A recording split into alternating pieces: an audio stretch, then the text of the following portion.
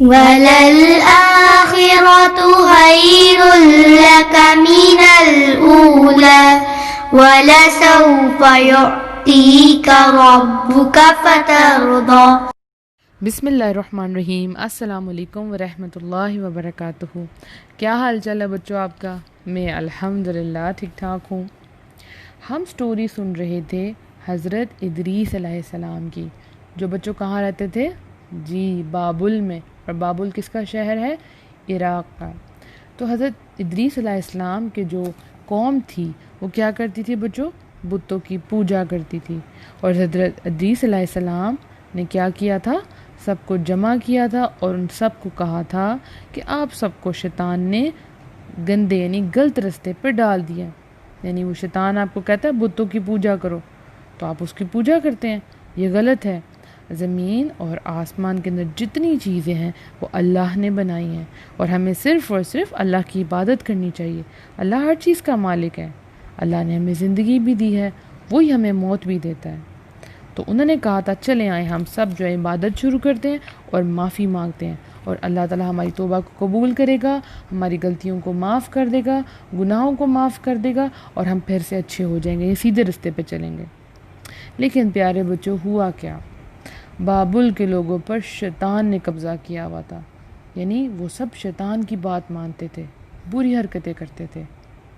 جب بھی حضرت ادریس علیہ السلام اپنی بات مکمل کرتے تھے، ان کو اچھی اچھی باتیں بتاتے تھے، تو وہ سارے لوگ ہنسنا شروع کر دیتے تھے، ہنستے تھے بہت زیادہ، اس کے بعد ادھر ادھر چلے جاتے تھے۔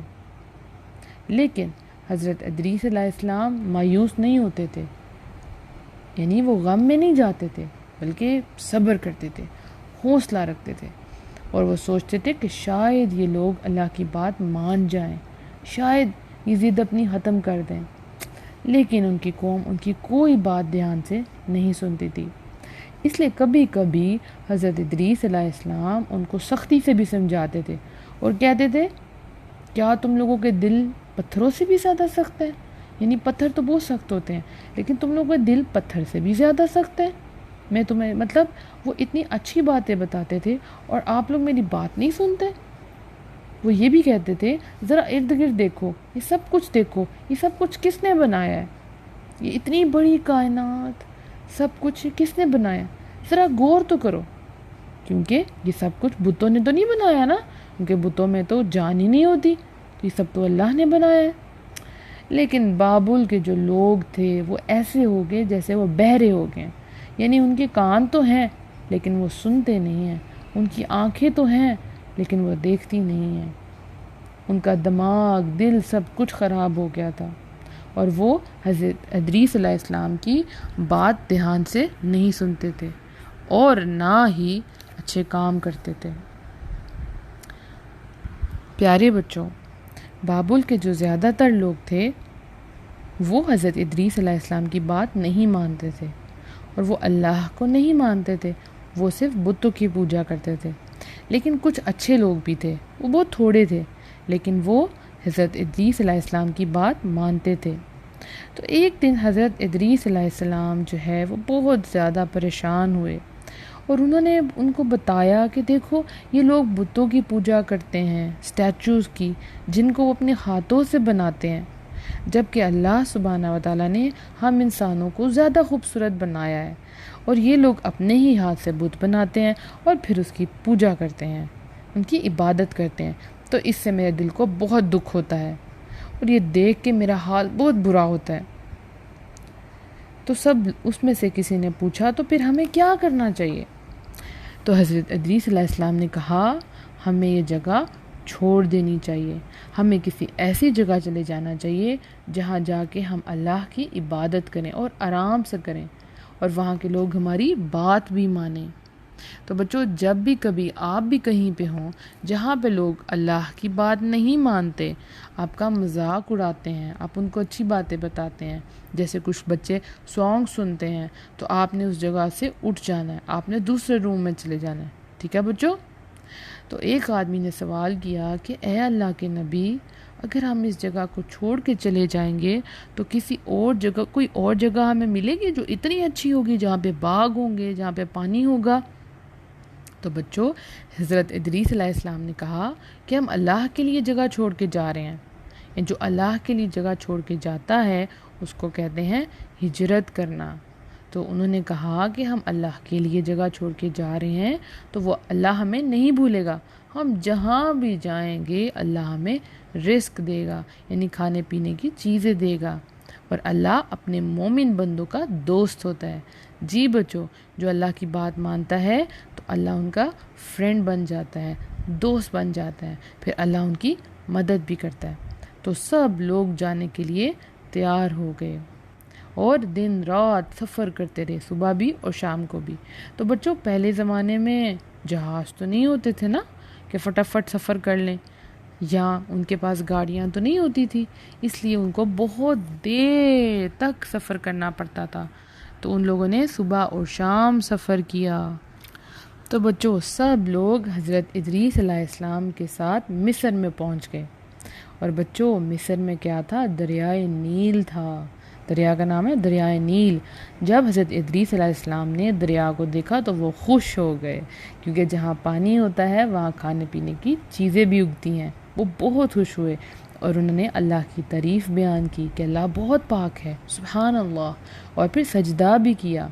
اور پھر سب لوگوں سے کہا، میں نے کہا تھا نا کہ اللہ ہمارے ساتھ ہے، ہم جہاں کہیں بھی جائیں گے وہ ہمارے ساتھ ہوگا اور وہ ہمیں اکیلا نہ چھوڑے گا۔ اب حضرت ادریس علیہ السلام نے مصر کے لوگوں کو اللہ کی باتیں بتانا شروع کی، ان کو اچھے باتوں کے بارے میں بتایا اور ان کو یہ بھی بتایا کہ کون سے کام برے ہیں، ان کو نماز کے بارے میں بھی بتایا، روزے کے بارے میں بھی بتایا، اور وہاں کے لوگ ان کی بات ماننا شروع ہو گئے۔ تو بچوں، ہر انسان جو زندگی دنیا میں آتا ہے، اس کو زندگی ملتی ہے تو ایک نہ ایک دن اسے دنیا سے جانا ہی ہوتا ہے، ٹھیک ہے بچوں؟ اسی طرح سے حضرت ادریس علیہ السلام کا موت کا وقت قریب آ گیا۔ حضرت ادریس علیہ السلام بیمار ہو گئے۔ انہوں نے اپنے بیٹوں کو اپنے پاس بلایا اور کہا کہ اے میرے بیٹو، ایک اللہ کی عبادت کرنا، یعنی خالص ہو کے، یعنی پیور ہو کے، سچے لوگوں کے ساتھ زندگی گزارنا، یعنی آپ نے اللہ کی عبادت بھی کرنی ہے اور زندگی سچے لوگوں کے ساتھ گزارنی ہے۔ پیارے بچوں، حضرت ادریس علیہ السلام کے معنی ہے بہت زیادہ لکھنے والا۔